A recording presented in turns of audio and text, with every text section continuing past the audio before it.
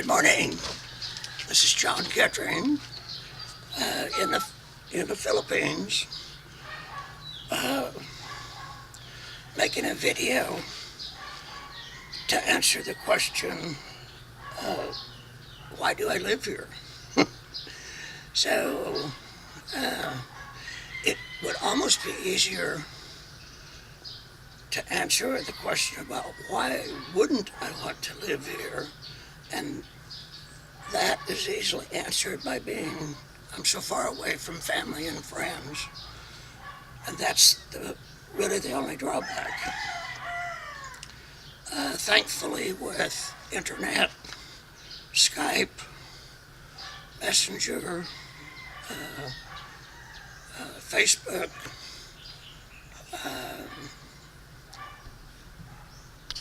those different electronic wonders, I can stay pretty close to family and friends. And so it's enough for me to rationalize that it's okay to be here. On the positive side, there are several major issues that make this attractive. The first might be economic. The little house behind me is 2-bedroom, very simple. It costs about $230 a month. I have a large yard. You can't see it, but to my immediate right there's a little cottage. So if we have additional company here, sometimes we do, they can sleep here. They have their own CR. You can see the front of my Jeep, so I have covered parking. We have a yard with fruit trees and different veggies that we raise.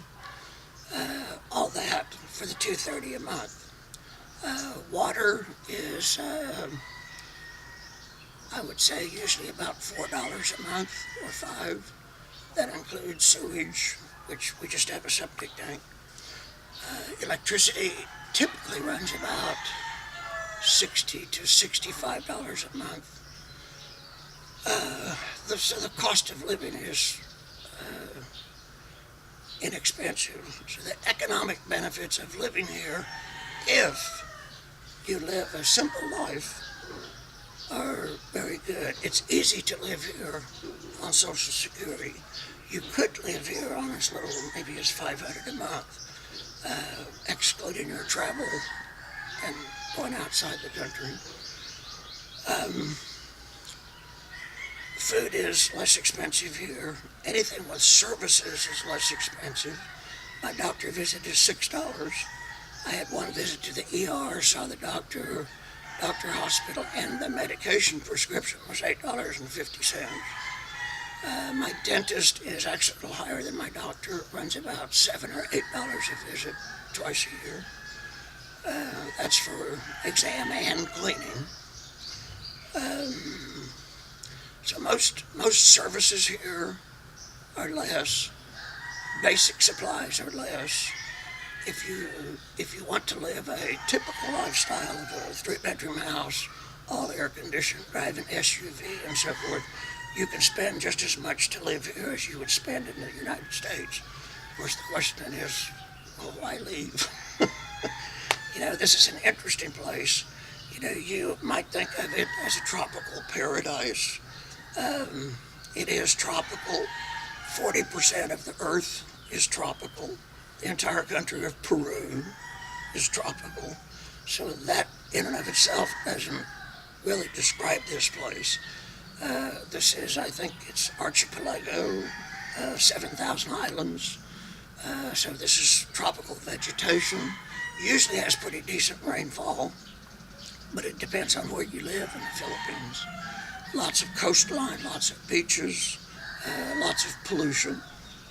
When it comes to paradise, it's much closer to being a paradise for me than it is for the typical Filipino. Life can be really tough here. It's a corrupt country. I consider the Philippine population enslaved, and I'll deal with that at a later date. But economic reasons are one good reason to live here. The social life is another one. And that's broadly defined. I have a wife of 5+ years. It's been a great relationship, and I hope that it will continue indefinitely. Actually, I plan to die here, so I hope it lasts that long. But the social life is much broader than that. You know, this is a land where the weather's always good. People are usually outside. I know most of my neighbors on a first name basis. People that I don't know, I can wave and smile at, and most of the time you get a positive response. Almost everybody rides motorcycles, so or bicycles, you go to town, you're constantly seeing people. You know, they're not behind a tinted glass window going 80 miles an hour. They're going 20, and they're right out there where you can see them and they can see you. If you shop, like in the marketplace, it's elbow to elbow. I have quite a few friends now in the marketplace, and we'll do another video that shows them. There's just so much more contact here. I visit my wife's family sometimes. It's just the total physical contact here with people. It's just amazingly better. You know, in the States, you get off work, you walk to your car, you drive your car home, windows rolled up, music on. You get out, you walk in your house, you turn on the TV, at least for me. That's the end of your day. Here it just doesn't work like that. You're outside a lot more often. I go to the market shopping almost every day on my bicycle. There are lots of people that I see there every day, wave to, talk to, shake hands with. It's just a lot more people contact. A person I knew in the States who had lived there for 6 years, had been raised here. I asked them what the biggest difference was of living in the Philippines and living in the United States. So without thinking, just tell me. Thinking, they were going to say the houses, the cars, the shopping. And the answer was, it's so boring here, referring to the United States. I can tell you my experience is the same. The first year I came home, I was there for 5 weeks, couldn't wait to get back. Then I've been coming for 2 weeks. This time I'm coming for 10 days. Life in the United States is a dismal prospect for me compared to this. Besides the economic reasons and the social reasons, there is the fact that there's no freeze-thaw cycle here. I like the seasons, I miss the seasons, but I don't miss snow and ice, I don't miss cold wind. And the nice part about this is you can plan virtually every day of the year, subject to the potential for rain, to bicycle to the market downtown, go places, go outside, and we're outside a lot. We were swimming yesterday. Tomorrow we meet friends at a restaurant here in town. We have, hush please, hush. We have 4 movie screens. So we're going to the theater today. There's a new movie out. It's just, the weather is almost never makes life difficult here. And so there's no insulation. It's just very pleasant all the time. I used to go to the ocean all the time. I don't anymore. It's too much trouble. But the weather here is another reason. The food would be another reason. Stuff grows here 365 days a year. I could go to the market any day and pick from 50 different vendors which tomatoes, fine ripened tomatoes, I want to buy. They're not shipped, they're not in ethylene, they're not forced, they're just God's tomatoes picked that day. I was amazed at the fruits and vegetables that are available here. Virtually any vegetable that you can think of that you eat at home, you can get here. You know, I haven't seen, like, artichokes.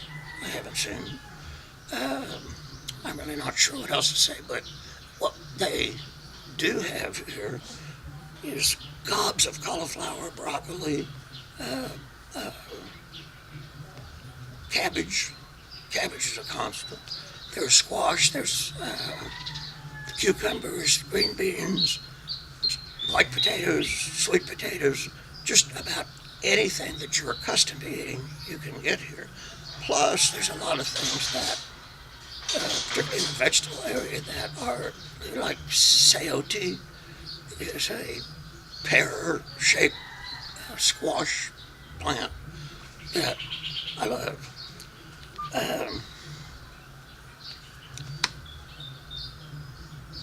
In the fruit section, there's gobs of fruits here that are not familiar to me, most of which I don't particularly care for. I do like mangoes. There's like 15 different kinds of bananas customarily, and I found one that I really like. And what I'm going to do, I'm trying to keep these things down to about 15 minutes, partly because it's easier to transfer them to YouTube. So with the fruits and vegetables, it's just, it's just so pleasant. It's, I dare say, 10 times better than what you have access to most of the time. I'm going to end this and try to keep it at 15 minutes or less. And then I will come back with a part 2. Stand by.